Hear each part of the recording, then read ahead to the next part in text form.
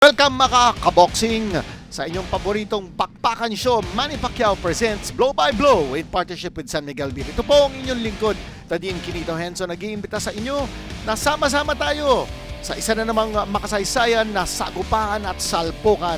Nakarating na po tayo sa Jensan, sa Mandaluyong, sa Imus, sa Okada, sa Quezon City, sa San Juan, Narbacan, Pasig, Iloilo at ngayon patungo tayo sa San Andres, Manila for the very first time. Panuorin po natin mga promising and up-and-coming mandirigma na ang pangarap ay sundan, mga yapak ng ating 8th Division World Champion Manny Pacquiao. Ito po ang Manny Pacquiao presents Blow by Blow.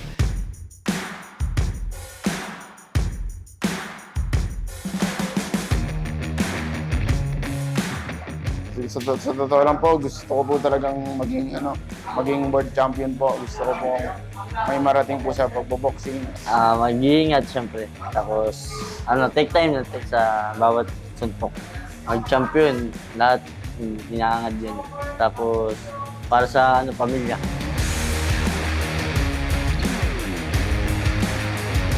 At kung saan man kayo sa mundo, welcome sa inyong paboritong boxing show. Manny Pacquiao presents Blow by Blow. Nandito po tayo sa San Andres Sports Complex, Manila, together with Manila Councilor Mon Yupango. Kumusta po, Konsehal? At mga kaboxing natin, mga kasama natin, mga kaibigan natin dito sa San Andres, enjoying the action. And on our first fight, it's gonna be a 4-rounder at the super featherweight limit of 130 pounds. Cordova kontra Cudiamat.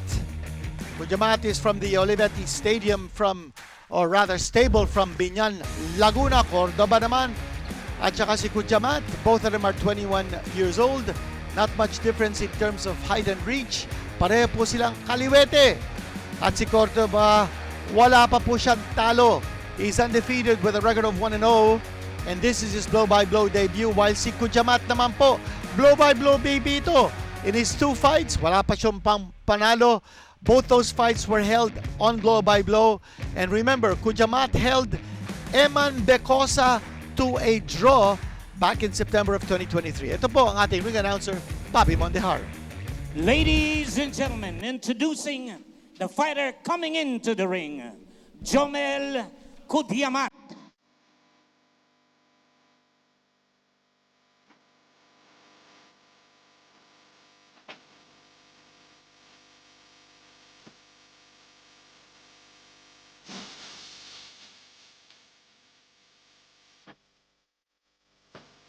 Ladies and gentlemen, introducing the fighter coming into the ring, Arwin Cordova.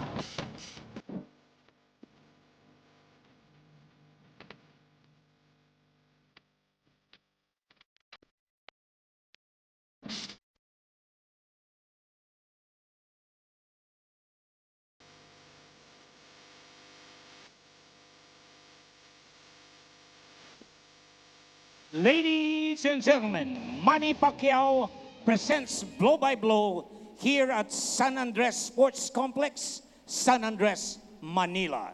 In partnership with San Miguel Beer, in coordination with Mayor Hani Lacuna, Vice Mayor Yul Cerdo Nieto, Councilor Mon Yupanco, Congressman Arwin Cheng. Ladies and gentlemen, introducing the fighter fighting out of the blue corner.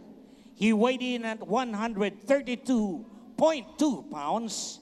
He has a record of 1 loss and 1 draw. He's fighting out of Dino Olivetti Boxing Gym, Biñan, Laguna. Ladies and gentlemen, Jommel Cudiamat. Right across the ring, fighting out of the red corner. He weighed in at 132.2 pounds. He has a record of 1 win, no loss. Fighting out of Glenford Fitness Boxing Gym, Taguig City. Ladies and gentlemen, Arwin Cordova.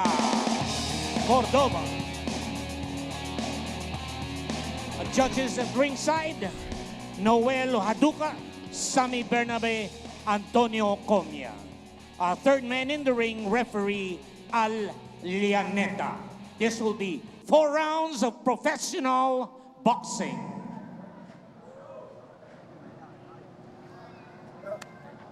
Boxer, ha? Makinig.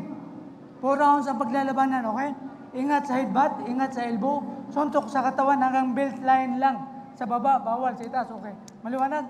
Okay, taas grab para malinis sa laban. Labanan ng mga Southpaws. Cordova kontra Cudiamat. At nabanggit natin kanina si Cudiamat. Nakikita natin on our screens. Siya po yung tumabla kay Eman Bacosa, isang blow-by-blow favorite natin. And that was in September of last year. Split draw po ang laban ni Cudiamat at Eman Bacosa. And then after that fight, natalo po si Cudiamat in another fight. And that's the reason kung bakit siya po ay naghahabol ng first professional victory sa kanyang career. Jommel Cudiamat.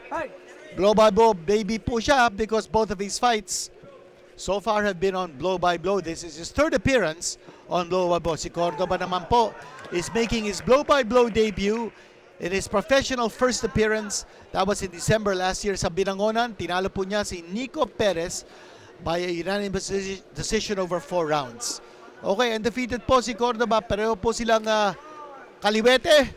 Malalaman po natin kung sinong magwawagi. 4-rounder po to in the junior lightweight or super featherweight division. Step back. Stop. Okay, hey.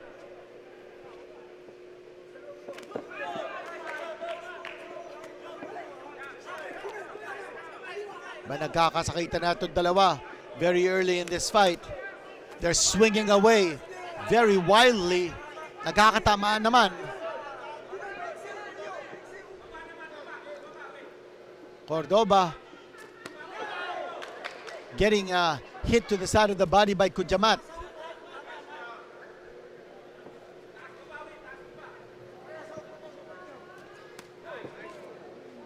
Nice counter left hand coming from the Terminator, si Arwin Cordova.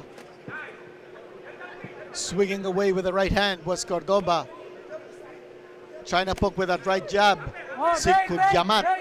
Break. Stop. Bawal yan, bawal. Ha? We go, bye.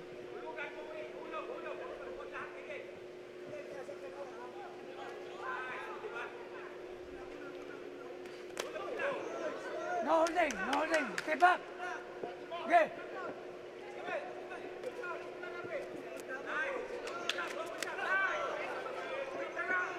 Missing with that combination was Cordova.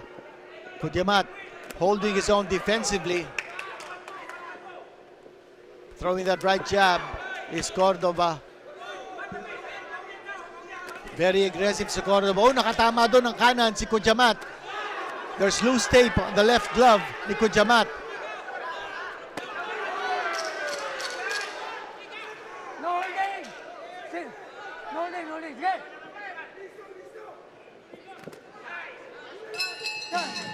That's the end of round number 1. At yun, napansin ni referee Llanita yung loose tape on the glove of Cudiamat. And they're gonna fix that. In the corner of Cudiamat, Dino Olivetti, ang kanyang manager and coach. 4-rounders po to. So it's gonna be a very quick fight between Cordova and Cudiamat. Si Erving Peñalosa nandun din sa kanto ni Cudiamat along with Dino Olivetti. Yan naman po si Cordova. No. Here we go, round number 2. Kagad. Nakasuntok si Cudiamat.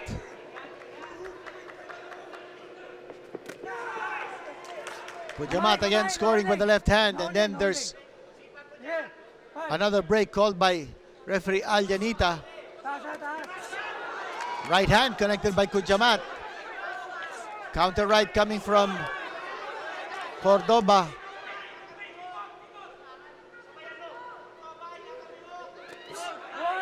Stop. Suntok ha. Walang suntok. Taas. Okay, fight.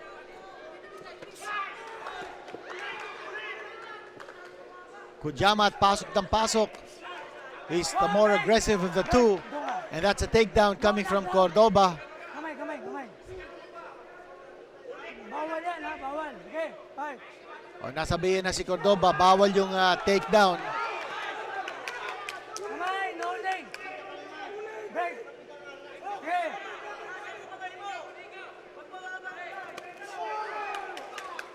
Kamay. Both fighters are missing. Okay. Huwag mo kumpiyansa. And the big reason is because they're fighting straight up. They're not finding the angles. They're not moving around.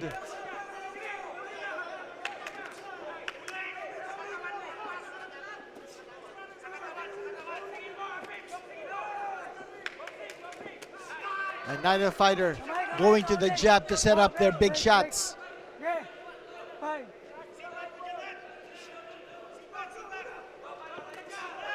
Oh, break. Okay. Good countering by Cordova. Pagpasok ni Cudiamat, meron siyang nakaabang na kanan at saka kaliwa. Good combination punching here coming from Cordova. Left hand scored by Cordova.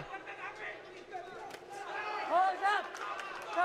Cudiamat really has not been able to connect solidly Okay lang ha. Go, fight. after the opening salvo in this round. Scheduled for 4 po tayo.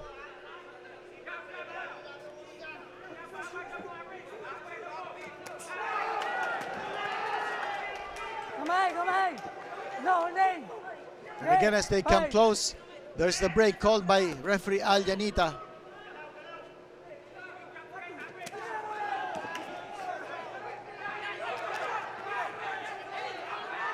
Kamay, no leg. Break. Okay, fight. The landing accuracy very, very low for both these fighters.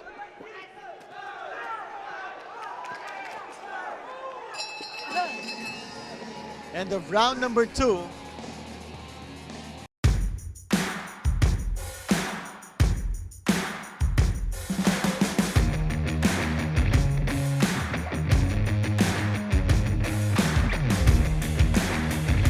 As you see, the corner of Cudiamat.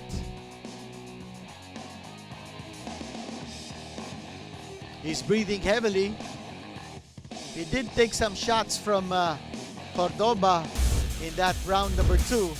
Panoorin po natin. Nice shot there, connected by Cudiamat with the right hand. Not able to follow up, however. But that was a punch of the round brought to you by San Miguel Beer. Cudiamat, aggressive in this fight, getting instructions from Dino Olivetti. Is a former fighter himself. Yan naman po si Cordova. Here we go, round number 3. They've got to go all out. It's a very short fight, just 4 rounds. Every round counts. Oh, break. Wala suntok ha. Go, fight. Cordova taking too much time to unleash. Oh, break. Parang hinahanap niya yung perfect target. Hindi naman siya napapabigyan ni Cudiamat. That time, good charge by Cordova as he was able to connect with some nice punches. Oh, stop. Okay, fight. Cudiamat wild with his shots. The left hand connected there by Cordova. Kamay, no leg. Atras, stay back. Okay, fight. Oh, break. And Cudiamat Okay, fight. leaping at his opponent, throwing that wild right hand as he comes charging in. Oh, break. Walang masyadong science ang pinapakita dito Fight. ni Cudiamat. He's trying to go all out, jumping at his opponent. Very little technique. Napapansin natin dito kay Cudiamat. Mas maganda ang forma ni Cordova.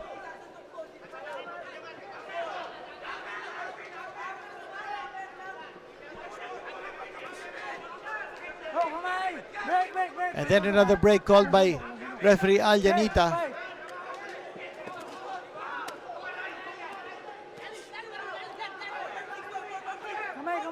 Ang delivery ng dalawang boksingero, very slow. Ang hihina ng mga delivery nila. So you can see where the punches are coming from.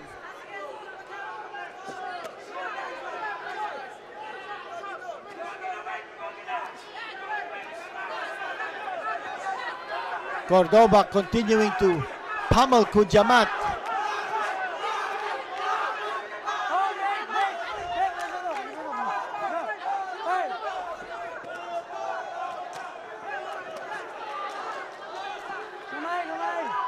Now Cudiamat trying to fight back. Oh, break! Suntok. Sit back. Hey.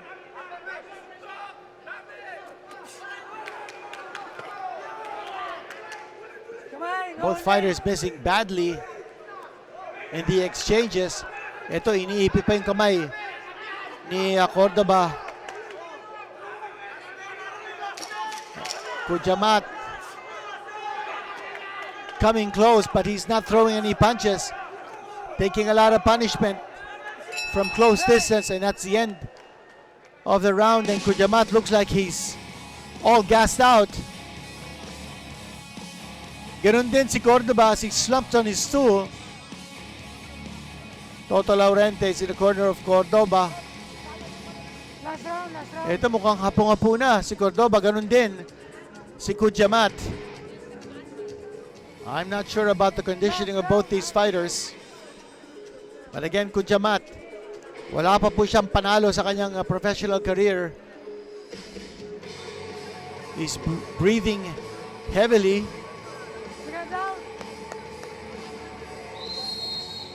Konsehal Mon Yupanco, kasama po natin sa San Andres Sports Complex. Last round.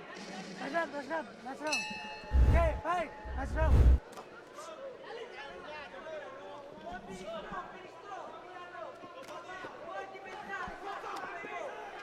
Here we go. This is the last round. Ipakita na ang lahat.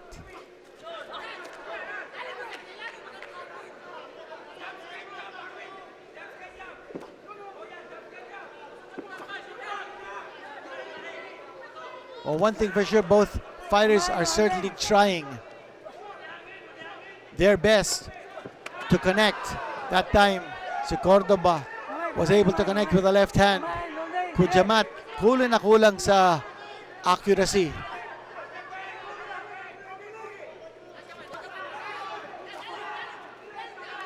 Oh, break. Ang bara-bara style ni Cudiamat is not working here against Cordova.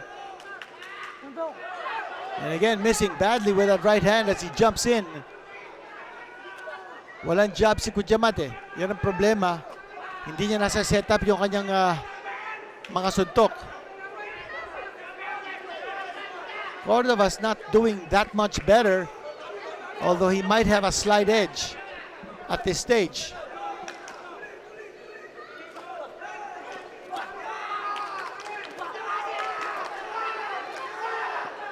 Cudiamat bumabanat ngayon. Nice counter left hand coming from Cordova. And then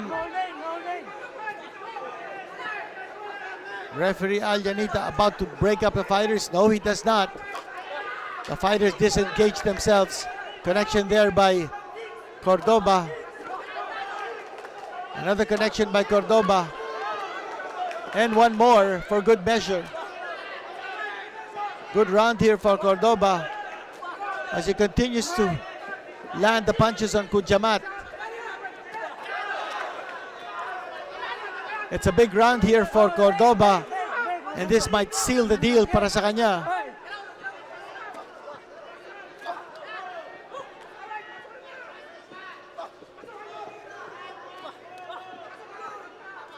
And both fighters continuing to miss here, especially Cudiamat. Walang-wala na yung rhythm ng kanyang mga suntok.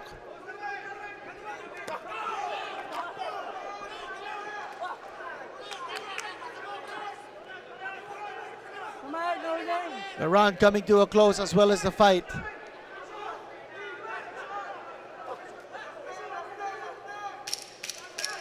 That's a 10-second clapper. This fight is now coming to a close. Matatapos na po ito. 4 rounds will go the distance, and that's it. Cudiamat and Cordova, this fight is now in the books. At malalaman po natin shortly kung sino po nanalo ng laban. 4-rounder in the super featherweight division, junior lightweight division. Cudiamat kontra Cordova. Ito, panoorin po natin kung ano nangyari. Missing badly with that right hand was Cudiamat. At nakasuntok naman doon si Cordova. That was a punch of the round brought to you by San Miguel Beer.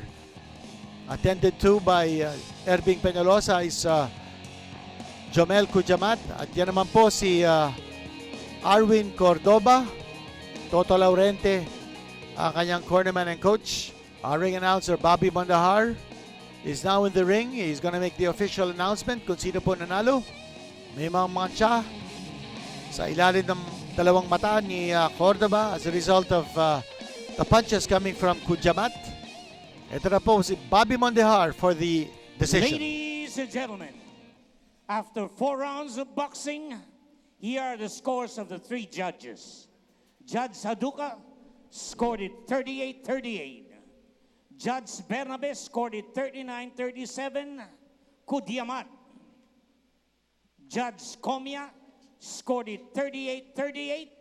We have a majority draw. Tabla, mga kaibigan. And it's going to be a draw. Cudiamat actually getting the nod of one of the 3 judges, but the 2 other judges scoring it a draw. So it's a majority draw for both these fighters. Cudiamat, hindi na naman napalad. Wala pa po siyang panalo sa kanyang career. His record is now 0 win, 1 loss, and 2 draws.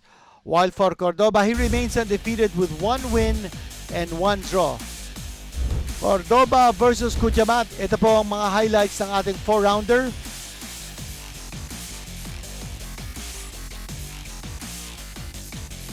Sabi nga natin, no, in the course of our coverage that neither fighter was able to seize control of this fight. Kanya, palagay ko tama din yung decision na itabla na lang yung laban. 2 judges scoring at 38-38 and the 3rd judge scoring at 39-37 for Cudiamat. I thought Cudiamat didn't do enough to earn this verdict. Cordova might have done slightly better as he scored that time, almost bringing down Cudiamat.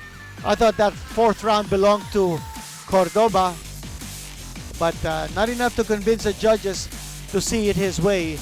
It'll go down into the record books as a 4-round majority draw between Cordova and Cudiamat.